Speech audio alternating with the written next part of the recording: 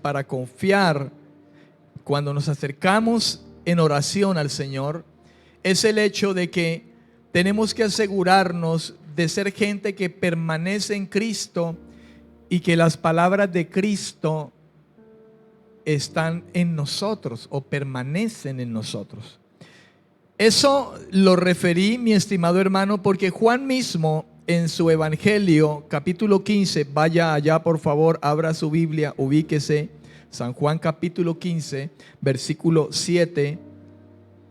Juan escribió lo siguiente, refiriéndose a las palabras que el mismo Señor Jesucristo mencionó cuando hablaba acerca de la vid verdadera en el capítulo 15.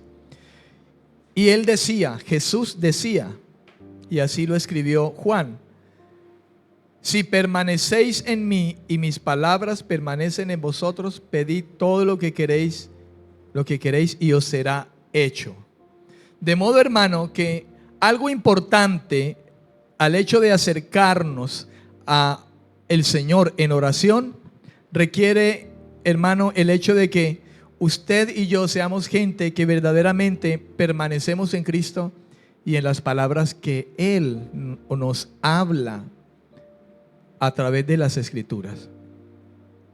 Permanecer en Él ciertamente corresponde a ese hecho de que yo soy persona que permanece en las palabras de Él, y esto es que yo obedezco su palabra. Esto es que yo llevo mucho fruto, y que yo lleve mucho fruto significa que mi vida corresponde a una vida que se asemeja a la vida que Cristo caminó en este mundo mientras estuvo en la condición de hombre, en un cuerpo de carne como el suyo y el mío. Dicho fruto que usted y yo podemos recordar, lo menciona Pablo de alguna manera a los Gálatas en el capítulo 5, versículos 22 y 23. Y otro aspecto también que hablábamos es que el hecho de ser gente en los cuales permanecen las palabras del Señor, eso me hace ser a mí un verdadero discípulo. Y un discípulo es un seguidor de Cristo. Un discípulo de Cristo es un alumno de Cristo. Un discípulo de Cristo es un seguidor de su Maestro Jesucristo y su escuela.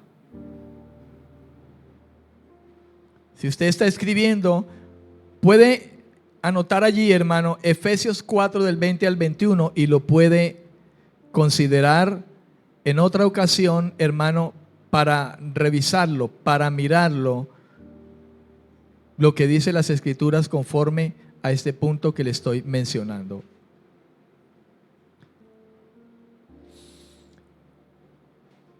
Esto nos lleva también a recordar, hermano, hablar de este mismo punto, porque voy a continuar en este mismo punto, en el punto número 1. Hablar de ser gente que permanece en Cristo y sus palabras en nosotros nos lleva a recordar también lo que mencionó Mateo acerca de las palabras de Jesús en el denominado Sermón del Monte, muy conocido, muy mencionado, hermano, en nuestro ámbito como creyentes. Mateo capítulo 5 al capítulo 7, no lo vamos a leer porque son 5, 6, 7, 3 capítulos, donde el Señor Jesús disertó acerca, hermano, del reino y las características del reino y las características de los seguidores de ese reino y del rey, por supuesto. Debemos entonces, pensando en la oración, ser gente que se asegure en estar en las palabras que Jesús mencionó de manera especial en este salmo, hermano, en este sermón denominado del monte, donde Jesús, hermano, explicó aspectos bien importantes que corresponden a gente que ha sido involucrada en el reino del Señor por medio del arrepentimiento y de la fe en Jesucristo.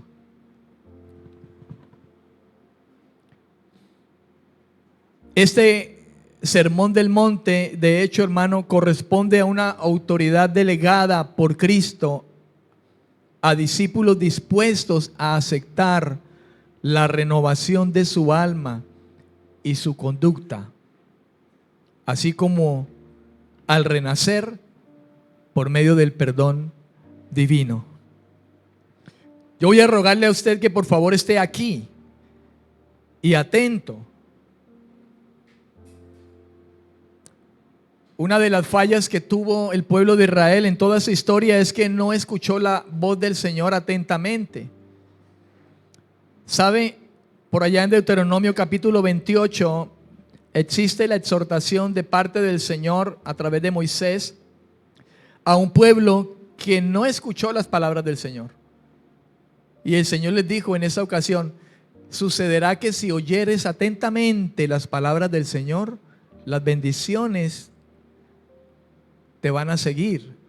Y en adelante la Escritura menciona bendiciones que el pueblo de Dios recibiría si ellos escucharan atentamente la voz del Señor.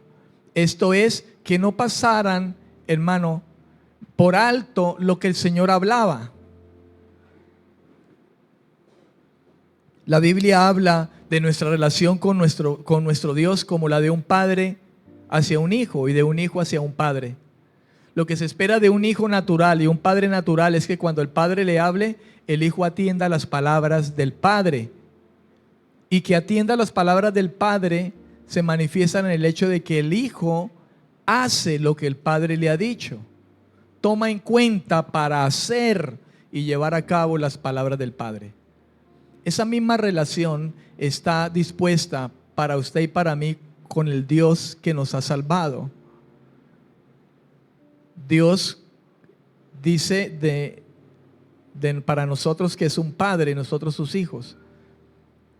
Y si Dios habla a nosotros como hijos, nosotros debemos de tener en cuenta sus palabras, aceptarlas, estar dispuesto a ellas, pues ellas son espíritu y son vida y conllevan a cambiar el alma, transformar el alma y la conducta de esa alma, como al mismo hecho de que por medio de sus palabras nosotros podemos llegar a renacer en Él.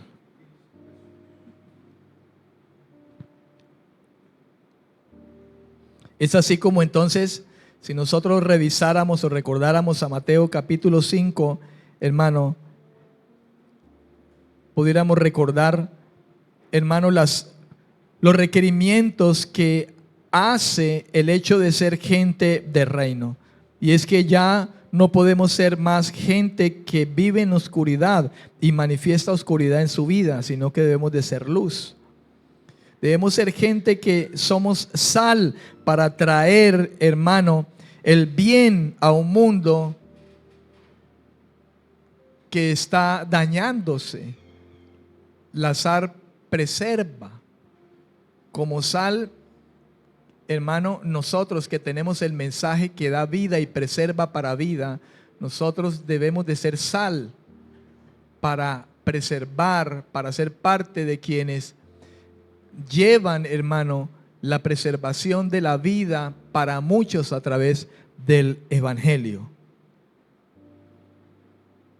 Tener en cuenta el hecho de ser gente que se comporta y guarda su corazón, hermano, de volverse alguien que agrede a su hermano y se convierte en homicida cuando le habla de manera hiriente, con palabras que hieren profundamente, por lo cual Jesús dijo: oísteis que fue dicho, no matarás, pero yo les digo, cualquiera que insulte a su hermano de manera profunda, lo insulte, ya se hizo alguien que ha matado a su hermano, un homicida.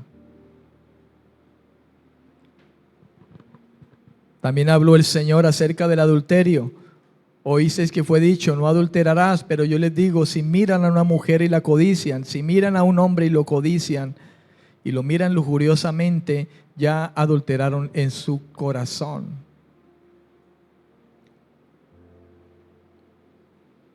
Con respecto al amar a los enemigos y no odiar a aquellos que nos odian, no devolver mal por mal. en el hecho de no juzgar a los demás sin antes mirarnos a nosotros mismos, cuando Jesús dijo: mira primero la viga que hay en tu ojo para que luego mires la paja que hay en el ojo de tu hermano. Haciendo el bien, hermano, a los demás, viviendo para Dios, practicando la justicia, el bien y la misericordia con todos, haciendo la voluntad de Dios, buscando la gracia de Dios, buscando el reino de Dios y su justicia, y no colocando las cosas materiales antes que buscar el reino del Señor. Que tengas en cuenta de que eres alguien que ha sido puesto en el reino para el reino, y que busque el reino del Señor. Y que no estás buscando al Señor simplemente porque Él te puede dar algún bien, porque Israel militó de esa manera mientras, hermano, en el Antiguo Testamento Dios se manifestaba indicándoles el camino. Pero ellos siempre fueron detrás de la mano de Dios, pero nunca quisieron darle la cara al Señor. Por eso dice por allá en el libro de las Crónicas: si este pueblo que invoca mi nombre me buscara de verdad, si se humillara, si cambiara sus caminos, si buscaran mi rostro, entonces yo los oiré y vendré y sanaré sus vidas. ¿Por qué buscar el rostro, hermano?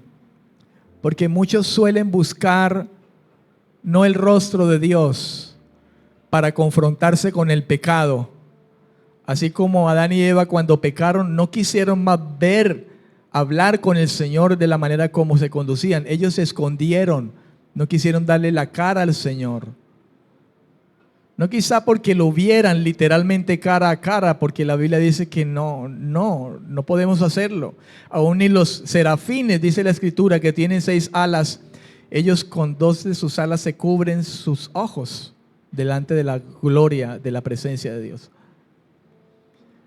Pero el pecado, hermano, se esconde de Dios. El pecador se esconde de Dios. Por eso cuando el evangelio es dictado al no creyente, la gente prefiere huir del evangelio, porque eso hace el pecado, eso produce el pecado. Cuando la voz de Dios viene. Por eso muchos, cuando se acercan en oración al Señor, no quieren darle la cara al Señor. Esto es confrontar su pecado en oración y arrepentimiento cuando oran. No quieren buscar el reino, el gobierno de Dios en sus vidas, sino que anteponen oraciones donde solamente le hablan como el pueblo de Israel pretendió siempre acercarse a Dios. Dame, bendíceme.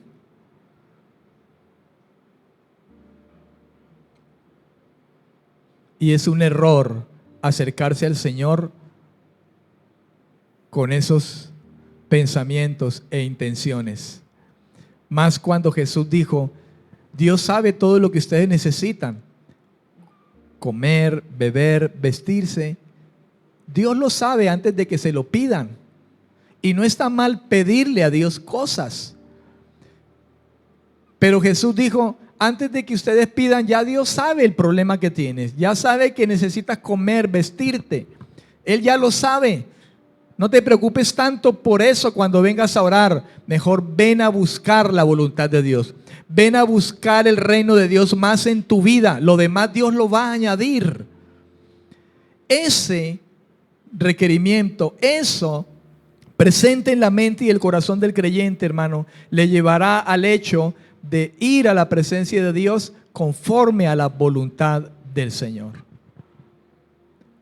Porque muchos van a la oración buscando las cosas materiales, pero dejando de un lado, por ejemplo, las palabras del Evangelio según San Mateo capítulo 5 al capítulo 7, donde Dios habla de las características que se deben de manifestar en alguien que dice que es cristiano. Y es así entonces como muchos vienen a la oración no conforme a la voluntad de Dios, sino fuera de la voluntad de Dios. Y son gente, hermano, de pleitos, son gente que viven en chismes, son gente que viven odiando a su hermano, odiando al vecino, son gente que viven en adulterio, son gente que viven en fornicación, son gente, hermano, orgullosa, vanagloriosa. Y así se acercan al Señor. Y el Señor no ve las palabras de Él en el corazón de esa persona. Porque recuerde que Dios conoce a los suyos. Y la Escritura dice, y apártese del mal todo aquel que está invocando el nombre del Señor. Porque oraciones tales, hermano, le digo plenamente seguro que Dios no oirá. Nada pasa si yo pretendo ir a la oración fuera de la voluntad de Dios, no conforme a la voluntad de Dios, en cuanto al hecho de que Dios no pueda ver en mí sus palabras. Dios no oirá esa oración. Dios estará permanentemente diciéndote, ponte a cuentas, y entonces luego ven y estemos juntos en comunión.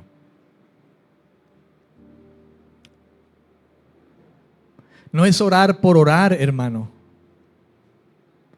Los que no conocen a Dios también de alguna manera oran. Algunos dicen rezan, es la palabra quizá más utilizada. Pero un hombre que fue ciego y recibió el milagro de la vista, dijo a algunos religiosos que le estaban indagando, dijo, pues si Cristo es pecador, si ese que me sanó es pecador o no, yo no lo sé. Lo único que sé es que Dios no oye al pecador. Pero si alguno de esos pecadores llega a ser temeroso de Dios, a ese va a oír el Señor. ¿Y quién es un temeroso de Dios? Alguien que llega a respetar a Dios, alguien que se ha apartado del pecado, alguien que respeta a Dios. Y escuche, respetar a Dios tiene que ver con el hecho de que yo, hermano, asisto a sus palabras. Las tomo en serio. Cuando un hijo irrespeta a su padre, cuando lo que dice no le vale. Cuando usted y yo desobedecemos al Señor en cuanto a su justicia, a su palabra, a su consejo, como creyentes estamos diciéndole, Señor, tu palabra no me vale.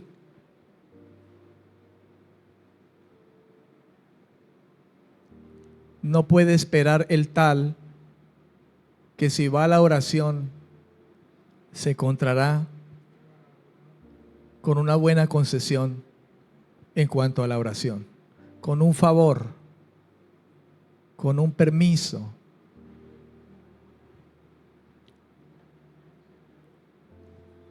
Amén, amén. Punto número 2.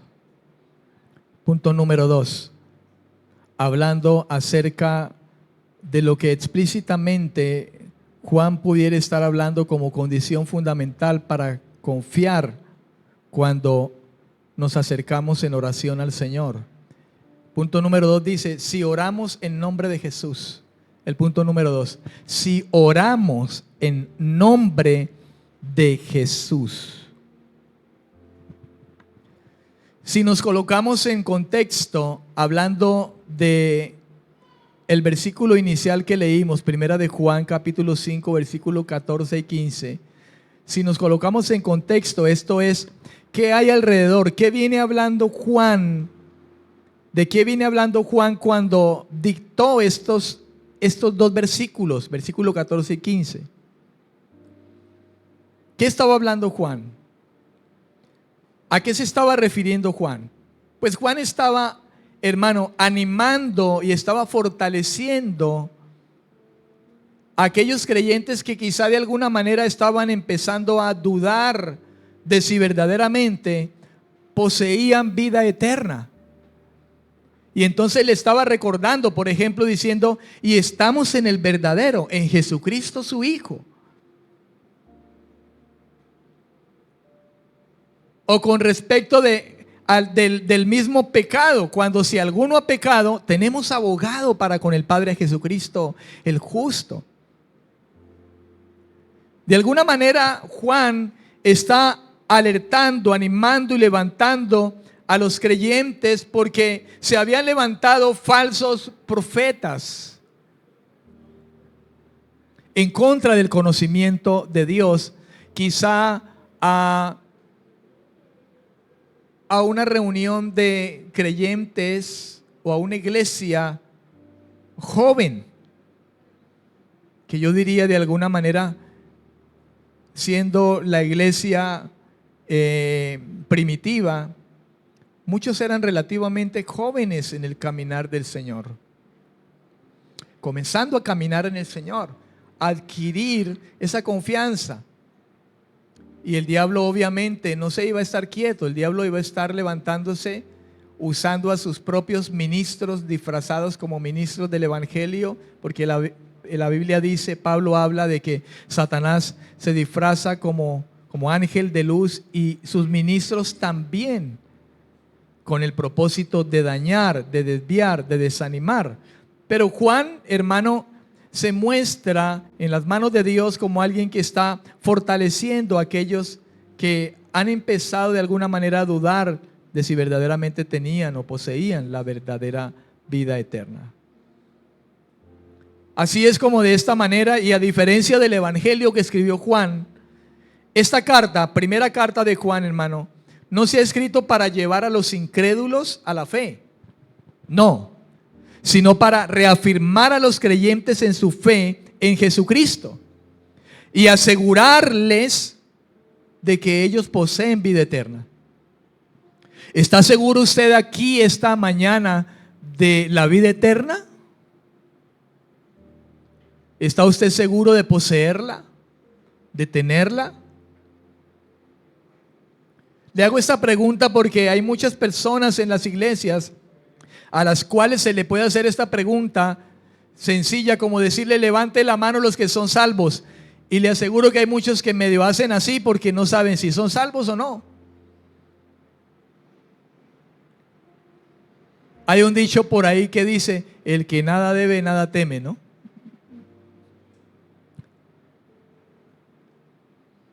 O no tienen seguridad de su salvación, o no han comprendido la salvación que Dios realmente les ha dado. Porque muchos viven creyendo todavía que yo debo perseverar para mi salvación.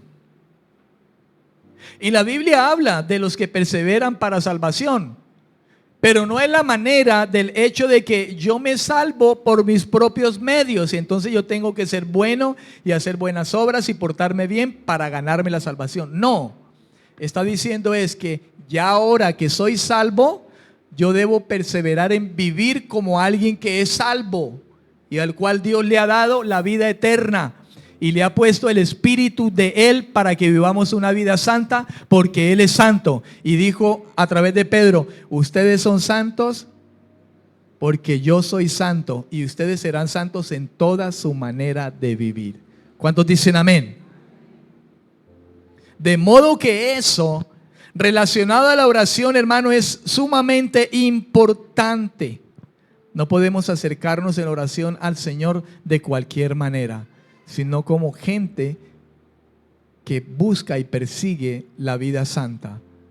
¿Cuál es la vida santa? La vida que se ajusta a la voluntad de Dios y se aparta de la voluntad del mundo. Yo no pretendo decirle a usted a través de este mensaje que yo ya lo he alcanzado,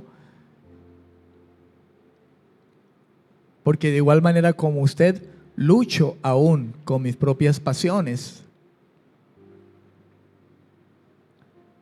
Pero le animo, al igual como Juan está animando a estos y enseñando y recordando lo que quizá ya deben saber como gente al cual Dios ha salvado y le ha dado su Espíritu.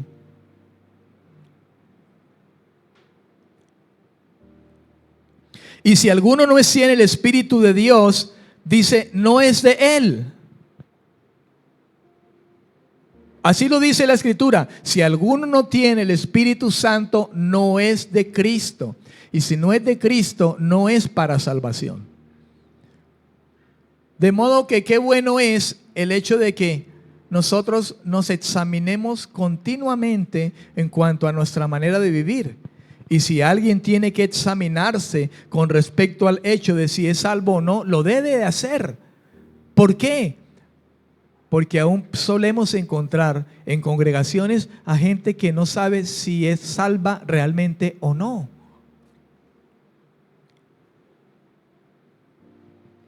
Y lo único que se requiere realmente para saberlo es el hecho de que te asegures de que hay una vida, hermano, dolida por el pecado, una vida arrepentida, una vida que reconoce su pecado, una vida que se aparta del pecado y que abraza la confianza plena en lo que Cristo hizo en la cruz y que valora lo que hizo Cristo en la cruz, que fue pagar el precio de nuestro pecado, de nuestra culpa. Amén, amén. De nuestra culpa. En el versículo 15 de Primera de Juan capítulo 5, Primera de Juan 5, 15, dice Juan, y sabemos, dice, que Él nos oye. Esa palabra que Juan nombra allí, hermano, en efecto, nos da a entender que la fe también es saber. La fe también es tener seguridad. Alguien que tiene fe sabe y confía. De modo que Juan involucra esa palabra y sabemos que Él nos oye, hermano, porque el saber involucra la fe.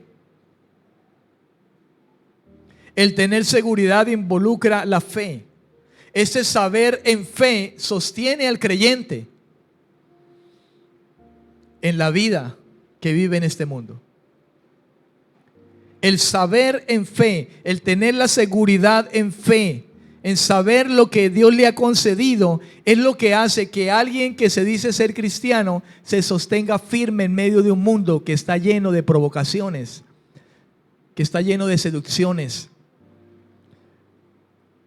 El saber y la seguridad de lo que Dios le ha concedido, de la salvación, de la posición donde le ha puesto, hermano, es lo que le hace al creyente estar sostenido en medio de este mundo.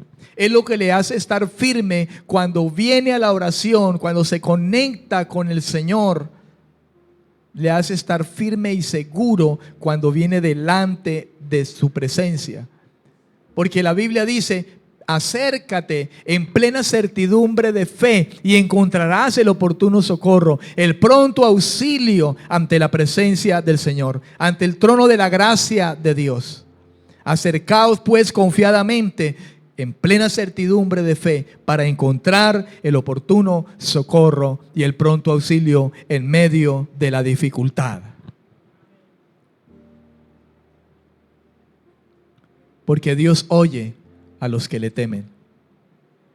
Atento están los oídos del Señor a los que le invocan y lo hacen de verdad. Comúnmente, hermano, escuchar la frase orar en nombre de Jesús ha sido mal interpretada por muchos como una especie de fórmula mágica, sin entender realmente lo que significa, lo que sugiere. Y muchos usan el nombre de Jesús, esa frase, como una fórmula mágica. En el nombre de Jesús declaro que esto va a pasar. En el nombre de Jesús es mío. En el nombre de Jesús voy a conseguir aquello. En el nombre de Jesús lo arrebato. Y es que tiene que pasar, porque en el nombre de Jesús,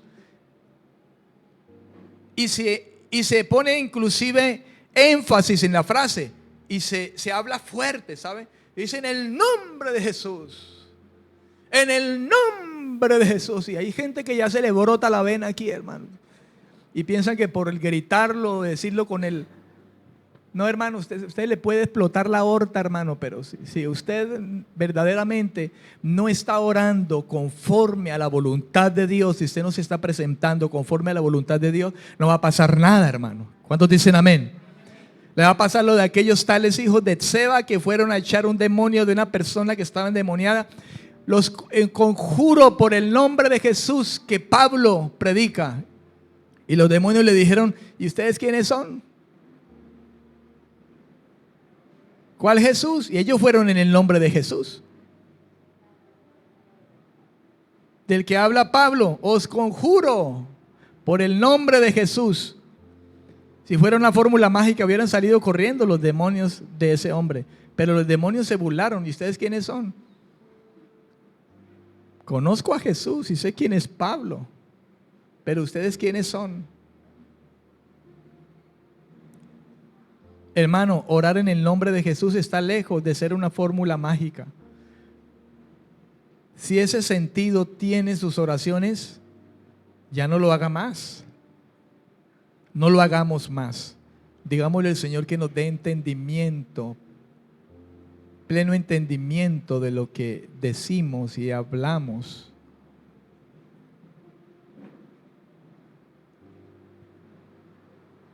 Hablar, hermano, de esa manera sin entender que lo que en realidad sugiere es orar de acuerdo con el carácter de Cristo,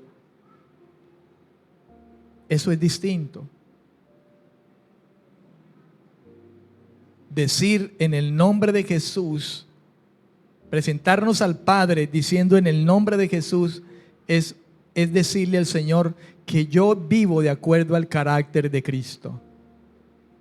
Que yo vivo en concordancia, sabiendo quién es Cristo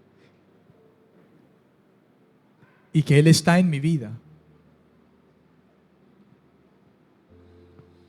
Al orar, el creyente debe apelar a su nombre, lógicamente. Debe apelar a su ser, debe apelar a su obra, la obra de Cristo. Porque reconocemos quién es Cristo. Porque Él nos ha delegado una autoridad a nosotros. Ya que orar en su nombre, hermano,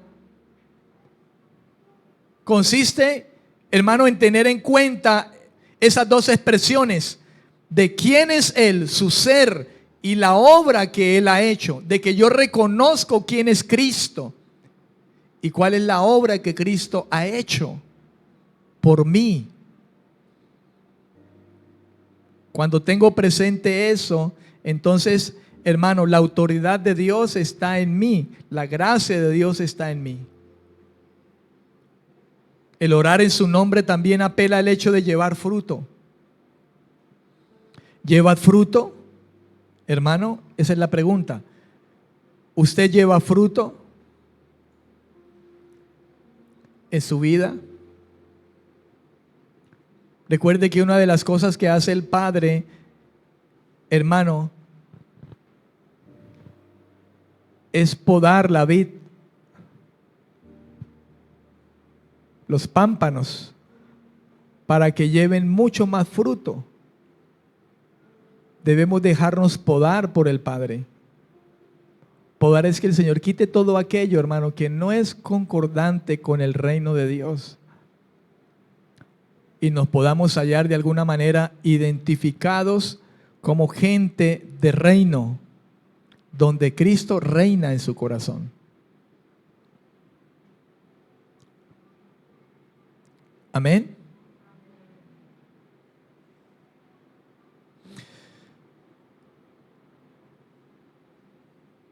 ¿Cuánto le dan la gloria al Señor? Si el creyente ora así, hermano, si usted y yo oramos de esa manera, la oración suya y la oración mía será escuchada, será oída por el Señor, inclusive de manera abundante será oída, será escuchada. Pero asegurémonos, hermano, de eso. Asegurémonos de vivir conforme a esa voluntad que el Señor nos ha establecido. Amén. Quiero que esté en pie esta mañana. Yo voy a dejar allí. Yo no quiero correr con esto. No quiero ir a la carrera, hermano, porque si hay algo importante en lo que el Señor hizo mucho hincapié en la vida de un creyente es en el orar. Usted recordará que Jesús dijo: oren en todo tiempo para que no caigan en tentación. Oren en todo tiempo. Jesús fue, hermano, un perfecto ejemplo de oración. Él oraba. Dicen los evangelios que pasaba noches orando al Padre. El mismo Pablo también, hablando a los tesalonicenses, les dijo: orad sin cesar, sin detenerse, sin parar. Oren en todo tiempo para que no caigan en tentación. ¿Qué tentación? Normalmente cuando hablamos de tentación hay gente que dicta la tentación simplemente con: no, yo ya no bailo, yo no tomo cerveza ni aguardiente, yo no fumo. Y relacionan la tentación con el simplemente: yo no bailo, yo ya no tomo trago, yo ya no fumo cigarrillo. Pero en cambio sí son chismosos, pleiteros, peleando con el hermano, con envidias con el hermano, inmisericordiosos, son orgullosos, adúlteros de corazón. Algunos están en la iglesia y fornican. Otros mienten. Otros roban.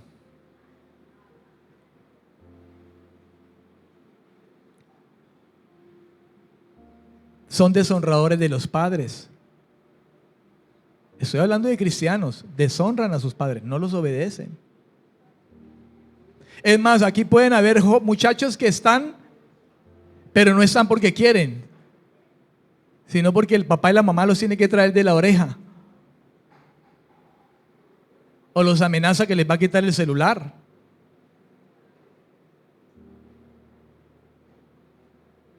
Y muchos jóvenes están aquí no porque precisamente tienen la convicción en su corazón o porque se han arrepentido de corazón.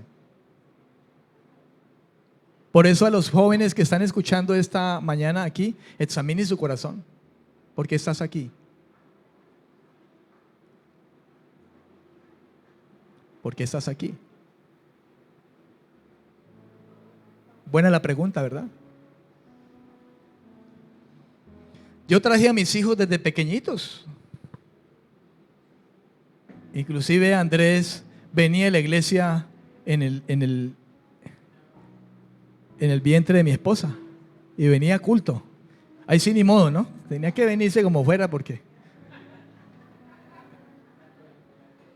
Y nació, creció y nos lo traíamos.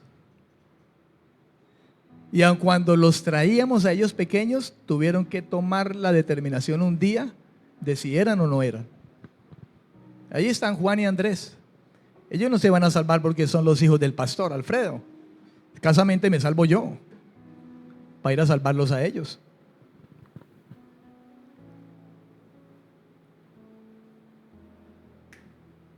Pero no se engañen, muchachos, los jóvenes que me escuchan.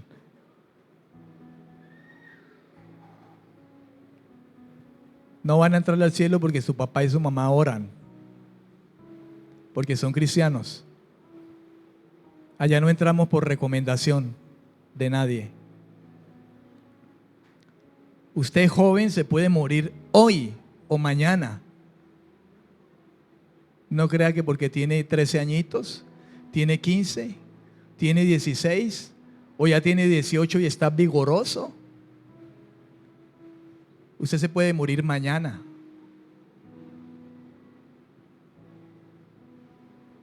¿Y qué sorpresa le traerá la muerte después de que usted muera? ¿Dónde caerá su alma? Si usted no tiene verdadera seguridad de salvación y no está seguro de que usted se ha arrepentido de su pecado y que usted abraza la fe en Cristo. Si no sabe por qué inclusive acompaña a su papá y a su mamá a este lugar.